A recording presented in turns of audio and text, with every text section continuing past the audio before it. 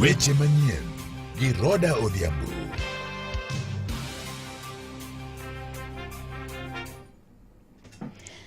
Jodak ma Lower Suna koda ogwedhi e sub-county ma Suna East ochwalo ng'ur e wi kuo mar jamni modwa jimbore mokalo e gwenge ma kono.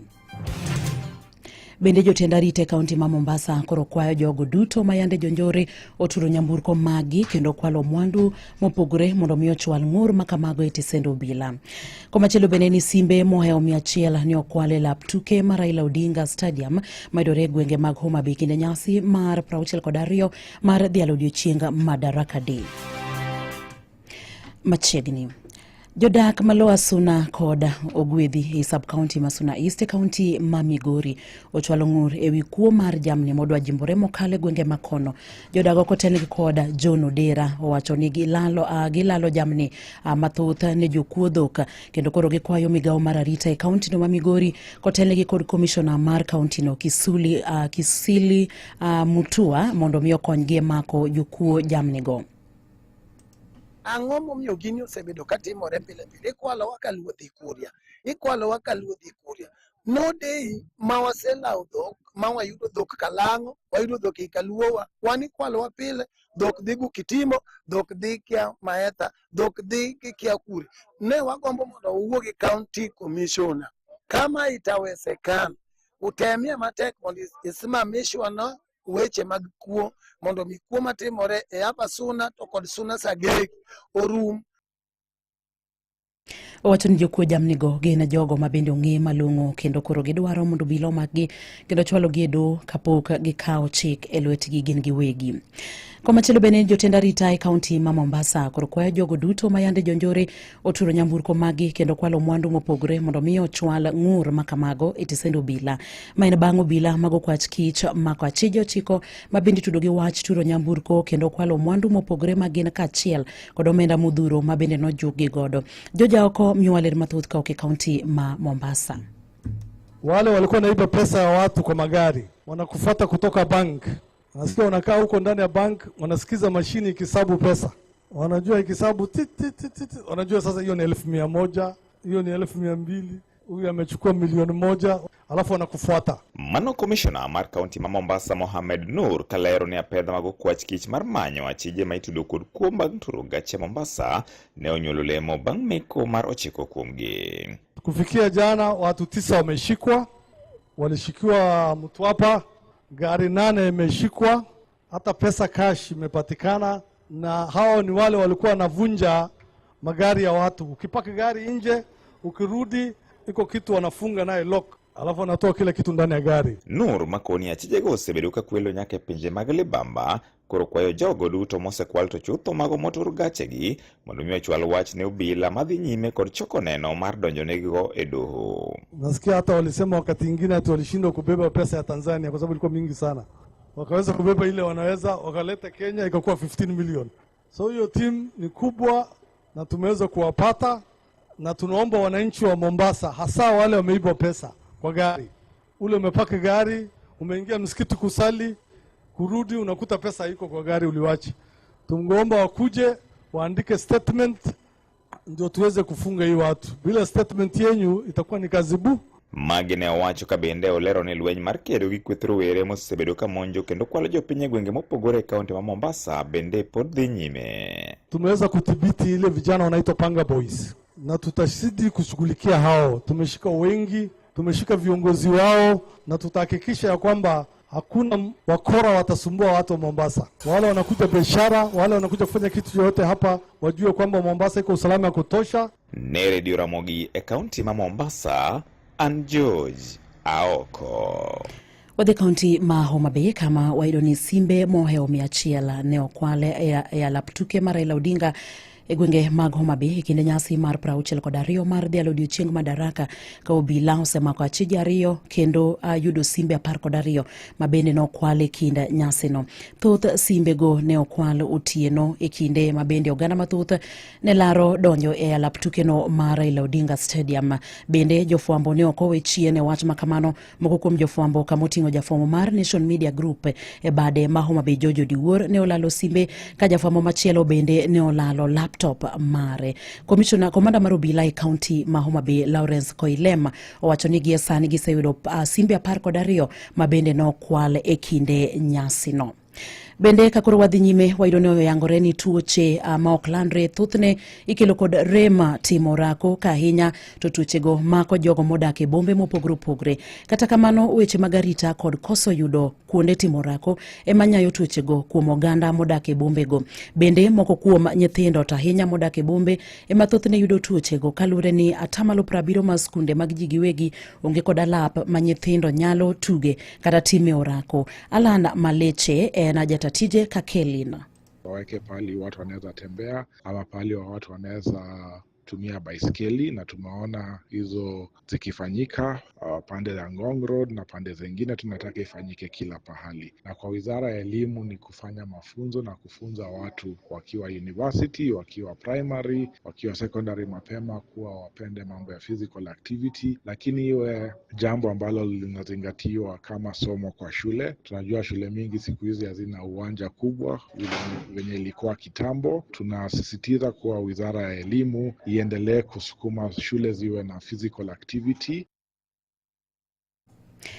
Jokedne ratich oganda e pacho kae jakedne ratich oganda e pacho kae Boniface Mwangi kod nyawadgi ma Uganda Agatha Atuhaire olero kaka ne ondhigi kendo sandgi e piny Tanzania. Jokedne ratich oganda go singo madonjone piny owacho ma Tanzania kuom rocho ratichgi. Jafo marwa Collins Okaka miyowa ler mathoth e wi wachni.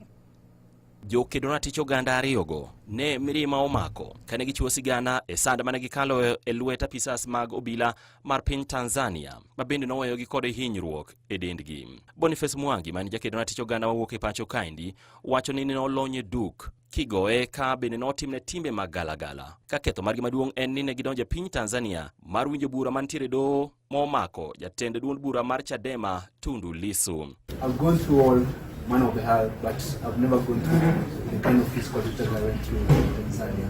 I spent three nights, 3 days, handcuffed, blindfolded, so there was no stimuli in my mind. I was afraid that they might kill me. When they were driving that very long distance, I thought I was going to get dumped in the Serengeti, beaten by wild animals, but that did not happen. And so I have a second chance in life. We both have a second chance in life. And I think it would be allowing them to win if I stop doing the work that they've been doing. Mwangi wacho ni sirikand Kenya ne ondhoge kaluwore kod chung margi mar siro okang' mane okawo kod piny Tanzania. When he spoke, he did not apologize to me. He apologized to Tanzanians that he took our bad manners to Tanzania. So it's very clear that our government had a role to play in our country. The CDF in Uganda, who is also the president's son, sort of retweets, puts the tweet and says, that's why she's my favorite. Deal with them or something like that, you know? Kakore jakedo ratich oganda mawuok e piny Uganda Agatha Atuhaire ne bende piwang'e mol ka olero kaka ne osande malich mokalo e lwet apisasgo, kama bende okoni ne oroche nyaka ratiche kane ichwade ka embede nolonye duk. So when they are using sexual violence, rape is associated with shame and stigma. They use that so they know that it will inflict maximum pain, but also dehumanize, shame you. And it has worked in Tanzania because people come out and they say, I don't want to be looked at as a rape victim. Shame. And I dare them to publish those videos. Jokedo ratich oganda go koro ramo ni gibiro kawo okang' kokalo nyim doho ne piny Tanzania kaluwore kod midhiero kod sand mane gikaloe e lwet apisas mag pinyno. So you're filing a case in Tanzanian court. You're going to sue the Tanzanian state in Tanzania. And we are going to sue them in every other avenue. Where we will find justice is where, because the international justice process requires that you first exhaust local avenues, and we have to do that. But like I said, we cannot expect justice from Tanzania, but we want to exhaust all other avenues, regional, the EACJ, which unfortunately also sits in Tanzania. Ne Radio Ramogi, Ann Collins, Okaka. Jalup Gavana ma Machakos Francis Mwangangi owacho ni dwaro nitie mar bedo kod twak e pacho kae mangima e wi budget mar komenda mar 2025-2026 mondo geng' ywaruok manyalo biro bedo e pacho kae. Mwangangi olero ni onego kaw pach jopiny kendo keto tim parogo kaka yo mar geng'o pogruok manyalo biro bedo e kind oganda e wi budget no. Kuna mfurugano imeanza ya bill ya kukusanya pesa kwetu 2025 finance bill. I think we need a national conversation. Kwa sababu tukianzana hivyo, watu wengine huko Mombasa wataanza hivyo, wengine huko Nyanza, wengine mahali wengine watasema tunakataa. Tusome ile utaki, kuna public participation, tuingie kule. It is even a danger to our national stability of this country. Bende Mwangangi owacho ni Jo-Kenya onego nyakwe kod achiel motelo ne yiero maduong' mar higa mar 2027. Okwayo jotelo e pacho kae mondo kik pogre e wi weche mag siasa, to onego giket maino margi e nyayo kwe e pacho kae. Imedo winjo weche manyien gi Roda Odhiambo. Jagoro mongirore e migao mar thieth Omo Oluga olando ni okumba mar SHA sani tiyo e yo makare kendo bero chenro mag yudo thieth e pacho kae mangima. Oluga owacho ni nyaka Jo-Kenya madirom milion 23 osendikore e okumba no, ka Jo-Kenya 50,000 ndikore e okumba no odiochieng' ka odiochieng'. Mane mabendo kelo giko mag weche manyien e yorno mar adimba gi lak seche gi to mag thund weche mabende ne waikoni. Jodak malo Asuna kod ogwedhi e sub-county mag Asuna East e kaunti ma Migori ochwalo ng'ure wi kuo mar jamni magiwacho ni odwa jimbore mokalo e gwenge makono. Jotend arita e kaunti ma Mombasa koro kwayo jogo duto mayande jonjore oturo nyamburko magi kendo kwalo mwandu mopogre mondo mi ochwal ng'ur makamago e tesend obila. Simbe moheo 100 ne okwalele aptuke mar Raila Odinga Stadium e boma ma Homa Bay e kinde nyasi mar 62 mar dhialo odiochieng' Madaraka Day. Otude koromo kanyo saa 8 kod saa 9 ne weche manyien e yo machuok, to koromo kanyo saa 10 ne mago matuche kor gwenge.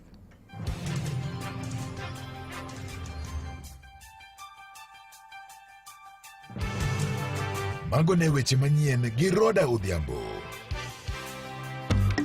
Radio Ramogi. Radio Ramogi. Radio Ramogi. Cartoon Radio Ramogi. Radio Cartoon Ramogi. Weche tuke e Radio Ramogi.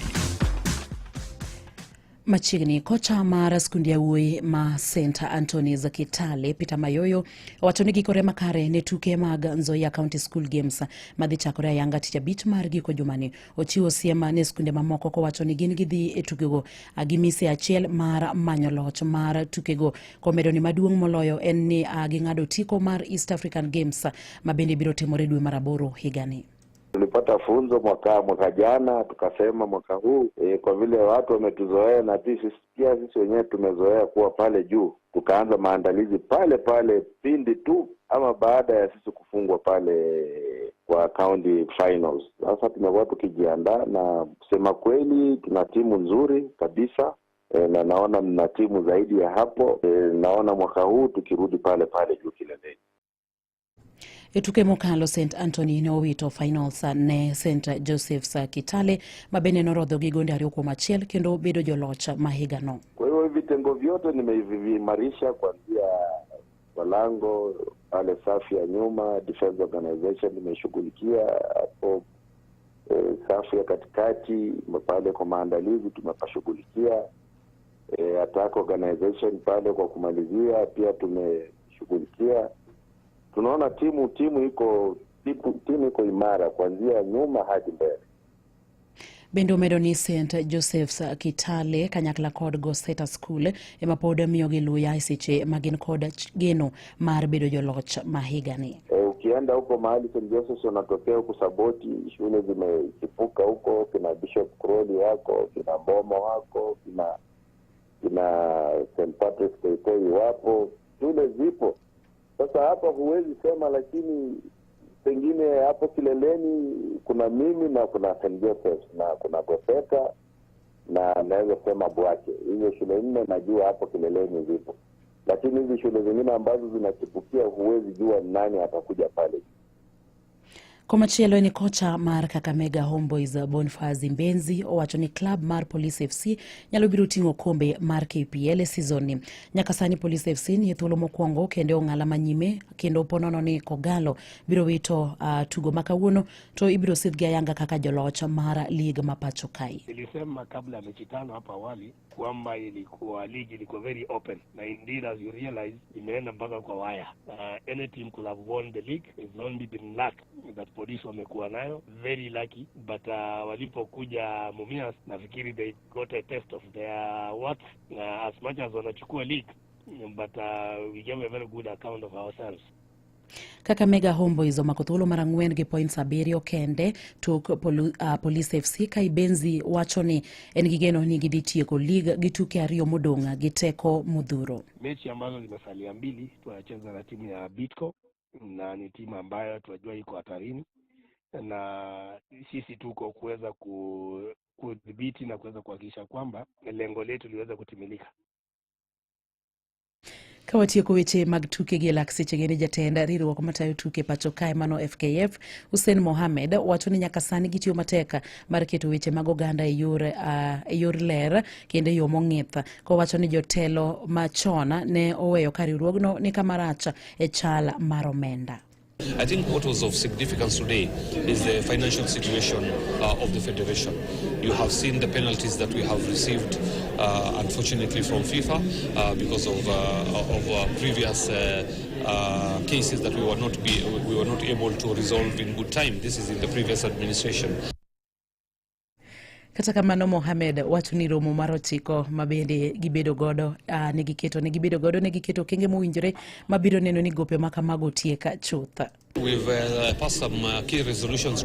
I think the highlights are that I know we are coming from a very difficult period and a very difficult process, but we are restructuring the organization. It's our first AGM.